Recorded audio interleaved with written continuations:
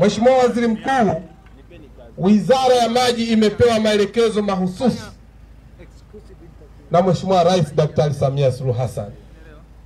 Alisema ya kwamba yeye ni mama na asilimia kubwa wanaoteseka juu ya adha ya maji ni wakina mama. Hataki kusikia, hataki kuona wamama wa nchi hii wanateseka juu ya adha ya maji. Moja ya changamoto kubwa katika mkoa huu wa Tabora lilikuwa swala zima la maji. Ajenda kubwa ya waheshimiwa wabunge wa mkoa wa Tabora katika Bunge la Jamhuri ya Muungano wa Tanzania, wao walikuwa ni maji. Ajenda ya pili ni maji, ya tatu ni maji. Piga makofi mengi sana kwa waheshimiwa wabunge.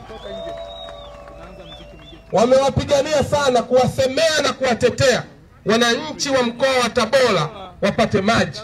Daktari Samia Suluhu Hassan amewaletea maji. Chezea Mama Samia. Piga makofi mengi sana kwa Mheshimiwa Rais. Sisi Wizara ya Maji tumepewa malengo na Chama cha Mapinduzi. Itakapofika 2025, asilimia 85 ya upatikanaji wa maji vijijini, asilimia 95 ya maji mjini. Nataka nikwambie Mheshimiwa Waziri Mkuu, leo umekuja katika jimbo hili la Igunga.